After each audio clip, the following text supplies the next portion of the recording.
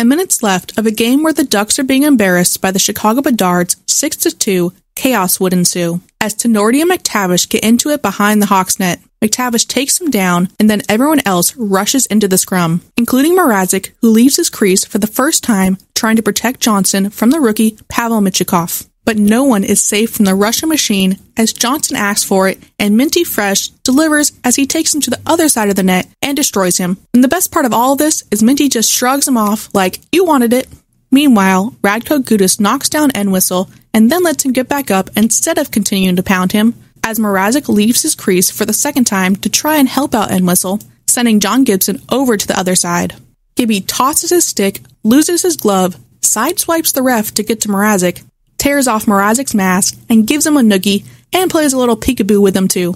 Whoop! Stick, gloves, and shirt. Gibson is telling the ref to let them go, and the refs are like, we don't want a homicide on the ice, knowing all the pent-up anger and aggression you have from playing behind the Ducks defense for so many years. Gibson just smiles, not giving an AF, knowing that he does not have to finish yet another game this season. He usually calls it quits after the second. Another year in which Gibby was denied a goalie fight, thanks to the No Fun League. Whoops, wrong sport. Lots of tackling going on. It's only a shame Bedard wasn't on the ice, because then him and McTavish could have recreated this moment. The refs took quite a long time to figure out what happened. Gibson was tossed for crossing the red line. Mrazek somehow gets to stay and play the rest of the game. Meanwhile, they called this by Gudas a fight, but yet Minty only got 2 minutes for roughing because it was too much of a domination. He broke that man's nose. And now, as I'm editing this, looking more closely at the penalties, Mrazek did get a 10-minute misconduct too. So someone tell me why he finished the game, because I have no clue still. But anyway, Dostal comes in to replace Gibson, and the Hawks would get a power play out of the mess, and Bedard would get an assist to give himself 5 points on the night, including his 20th goal, and a bunch of other stats or historical stuff I don't feel like repeating. Ducks lose 7-2. I can't even say I'm sick to my stomach, because a touchdown was scored. Thank goodness for the fight at the end, because the Ducks showed pride and had a real bonding experience. Yeah, that sounded just as dumb when the Ducks broadcast said it. I'm not sure how to describe the ending of the game, but pride would not be anywhere near the word I would use. Also, I'm glad the boys got more bonding experience, because playing 65 games prior hasn't been enough apparently. You know the nice thing about being beat that badly is that I can say there is no point in breaking down all the goals against and get away with it, because that's what I'm doing.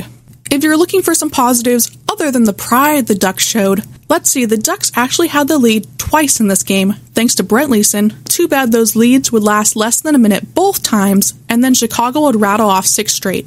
Meaning the Ducks have now given up 6+ goals against a contender, a fringe playoff team, and a bottom feeder, and the results are the same.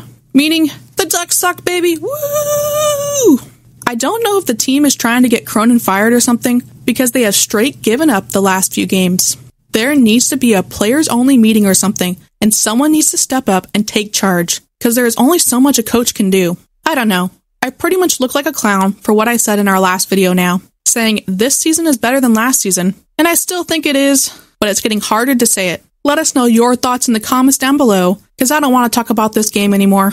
And we better see something next game versus the Wild, Thursday at 5 p.m. Leo is supposed to be back in this game, and he may be our only hope. And Zegers would be very nice too. That being said, there is no reason to rush either of them back, even if it means we have to suffer for longer. If you enjoyed the video, like and subscribe. Thank you for watching, and go Ducks!